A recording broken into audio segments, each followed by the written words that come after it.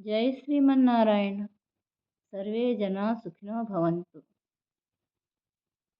మన సాంప్రదాయం ప్రకారం పండగలకి శుభకార్యాలకి పరమాన్నం వండాలంటారు.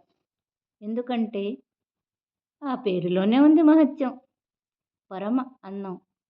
పరమ అంటే గొప్ప అన్నమాట. గొప్ప అన్నం అది.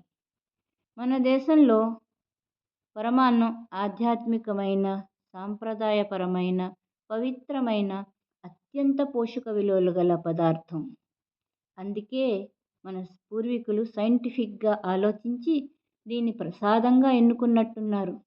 బియ్యం, బెల్లం, నెయ్యి, యాలకులు, వీటికి తోడు జీడిపప్పులు, బాదాం, పిస్తా ఇలా చాలా చాలా వేసి వీటిని వండుతాము.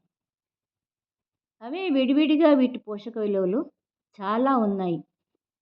అదే అన్నిటినీ ఒక దగ్గర కలిపితే అబ్బా అమోఘం. మన శరీరానికి కావలసిన proteins, vitamins, calcium, iron, fibre లాంటి చాలా గుణాలతో పాటు ఇది యాంటీ ఆక్సిడెంట్ అట. ఇది మన చర్మానికి కాంతినిస్తుంది. దీని అమోఘమైన రుచి నోటికి హాయిగా ఉండి మనసుకి హాయి కలిగించి మంచి నిద్ర పట్టడానికి సహాయం చేస్తుంది.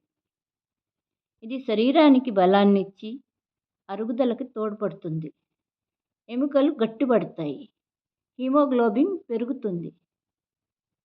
చలికాలంలో తింటే శరీరానికి వేడినిస్తుంది. దీన్ని పాయసం అని కూడా అంటారు. పయస్సు అంటే సంస్కృతంలో పాలు. పాలన్నం, పాయసం. ఏదో సాంప్రదాయప్రదంగా వండుకునే మన పరమాన్నంలో ఎన్నో పోషక విలువలు, ఎంతో రుచి ఉంది. పిల్లలు దీన్ని ఇష్టపడతారు కాబట్టి అప్పుడప్పుడు చేసి పెడితే వాళ్ళకి మంచి ఆహారం పెట్టిన వాళ్ళం అవుతాం. ఇంకేంటి, పండగ వస్తోంది, పదండి చేసేద్దాం. ఉంటాను.